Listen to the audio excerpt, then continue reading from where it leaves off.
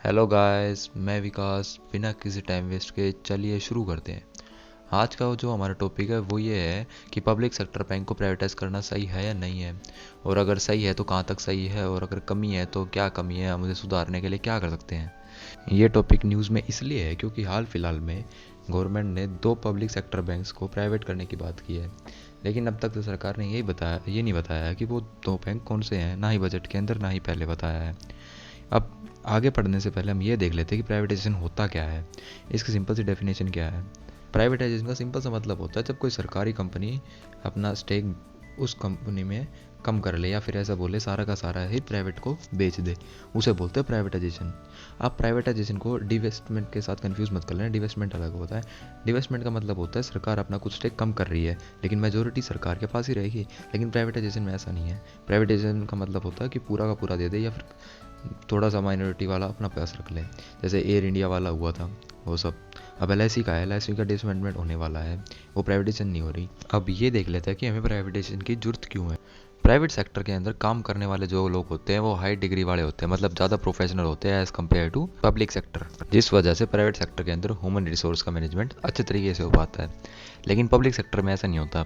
वो इसलिए नहीं होता क्योंकि वहाँ पे कंपनसेशन पैकेज होते हैं, लोगों को संतुष्टि रहती है, हाँ जो भाई जॉब लगी, स्किल सेट की कमी हो जाती है, और परफॉर्मेंस मैनेजमेंट सिस्टम भी क्या होता है, इनसफिशिएंट होता है। गवर्नमेंट की तरफ से पब्लिक सेक्टर बैंक्स के अंदर बार बार इंटरफेरेंस आने की वजह से ये बैंक्स जो है वो कंपटीशन से दूर रह जाते हैं। लेकिन प्राइवेट सेक्टर के अंदर ऐसा नहीं होता। प्राइवेट सेक्टर में जो ऑटोनॉमी होती है वो बहुत हाई लेवल की हो जाती है, जिसकी वजह से फैसले भी जल्दी जल्दी लिए जा सकते हैं। पब्लिक सेक्टर के अंदर इनोवेशन की होड़ लगी रहती है, और उनके पास कैपिटल भी होता है कि वो बार बार इनोवेशन आइडियाज़ को प्रमोट कर सकें। या तो कोई स्कीम ले आएंगे या कोई सर्विस दे देंगे, और इस इनोवेशन की वजह से वो क्या करते हैं, अपनी फील्ड के अंदर एक्सपर्टीज़ को अचीव कर लेते हैं, हासिल कर लेते हैं। और जिस वजह से क्या होता है, जो सर्विसेज होती हैं वो भी सस्ती हो जाती हैं, और लोगों को ये पसंद आनी स्टार्ट हो जाती है। लेकिन गवर्नमेंट सेक्टर के अंदर ऐसा कुछ भी नहीं होता। प्राइवेट सेक्टर वाले जो बैंक होते हैं वो डेट को जल्दी जल्दी कवर कर लेते हैं पब्लिक सेक्टर के मुकाबले। डेट का मतलब होता है कर्जा, ठीक है। उनके पास जो एसेट की क्वालिटी होती है वो भी अच्छी होती है प्राइवेट सेक्टर के अंदर।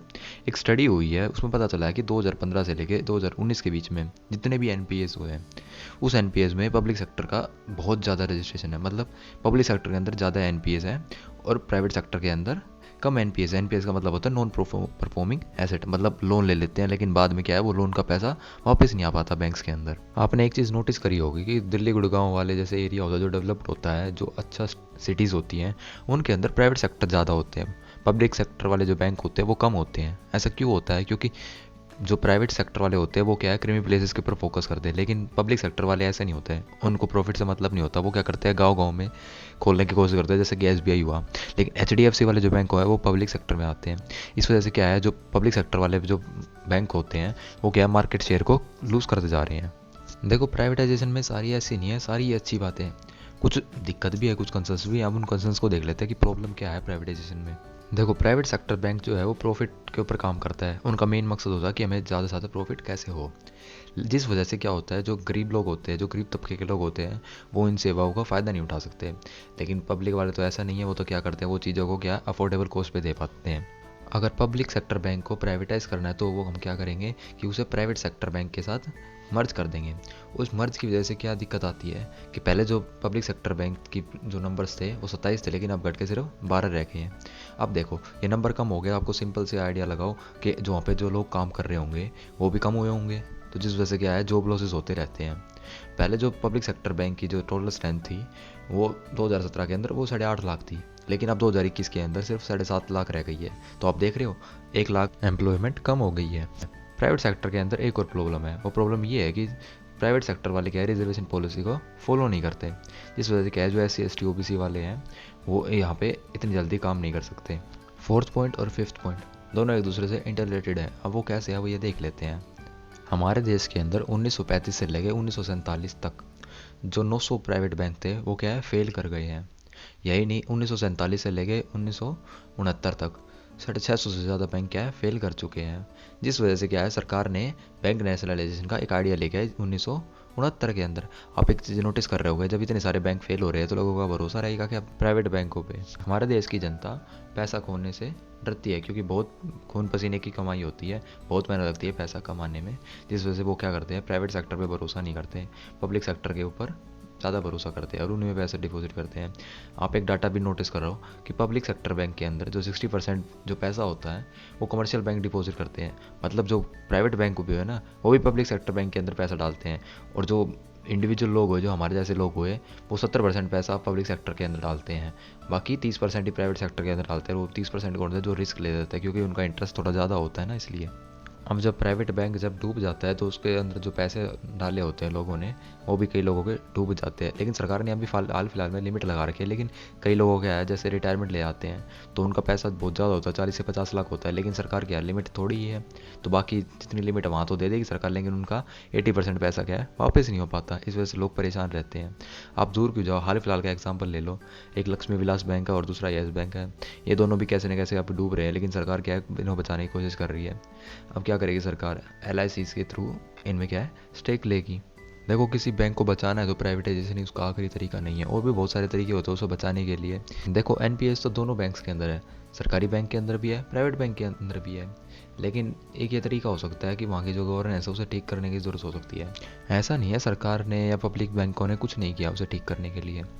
सरकार ने क्या है, टेक्नोलॉजी का इस्तेमाल करा है पब्लिक सेक्टर बैंक को सुधारने के लिए। जैसे कि PSB loans in 59minutes.com जैसी वेबसाइट बना रखी है, जिस वजह से लोन देना और लोन लेना आसान हो गया। किन के लिए, MSME जो सेक्टर्स होते हैं या फिर हमारे जैसे लोग होते हैं, रिटेल कस्टमर जो होते हैं, उनके लिए। अब घर बैठे ऐप के थ्रू भी लोन लिया जा सकता है, और सरकारी बैंक के एग्रीकल्चर लोन भी ऑफर करते रहते हैं। ऑटोमेटेड अर्ली वार्निंग सिस्टम को भी सेटअप किया बैंक्स के अंदर।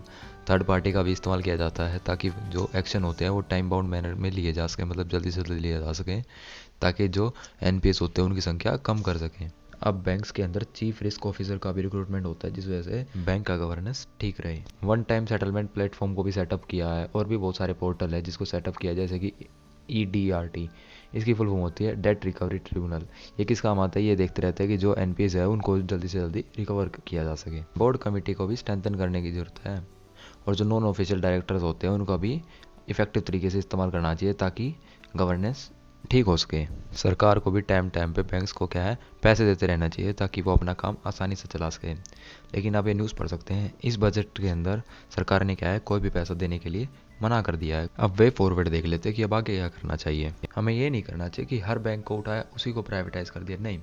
वो इसलिए नहीं, क्योंकि हाल फिलहाल में ये देखा गया कि जो प्राइवेट बैंक का जो कंट्रीब्यूशन है देश के अंदर, वो बहुत ही कम है। क्योंकि आपको बताया मैंने, पब्लिक बैंक्स के अंदर क्या है, बहुत ज़्यादा पैसा होता है, लेकिन प्राइवेट सेक्टर के अंदर नहीं होता। हालांकि प्राइवेट सेक्टर बैंक्स के अंदर बेनिफिट ज़्यादा है, लेकिन ऐसा देखना नहीं है ना हमें।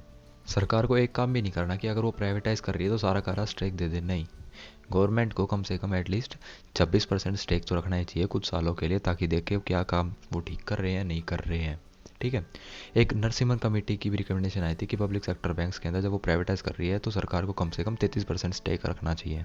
अगर सरकार प्राइवेटाइज कर रही है तो सरकार को ये नहीं देखना कि जो ज़्यादा बोली लगा रहा है उसी को दे दिया, नहीं। बिल्कुल देखना चाहिए कि जो इन्वेस्टर ले रहा है उसको वो फिट है या नहीं है। मान लो अंबानी को बैंक दे दिया, तो वो क्या करेगा, उस बैंक का इस्तेमाल अपने पर्पज़ के लिए ज़्यादा करेगा। अगर उसको कहीं से कुछ पैसे चाहिए होंगे तो वो क्या है, पहले बैंक से लेगा, ढंग से काम भी नहीं करेगा। इसलिए सरकार को क्या कोशिश करनी चाहिए कि अगर वो कहीं ना कहीं अगर दे रहा है तो ये देखे कि वो को प्राइवेट बैंक वाला हो, ओनर उसी को दे, ताकि उनके साथ मर्ज हो जाए और उसकी भी कैपेसिटी एनहेंस हो जाए, बढ़ जाए। हमें एक न्यू एसेट क्वालिटी रिव्यू की भी ज़रूरत है।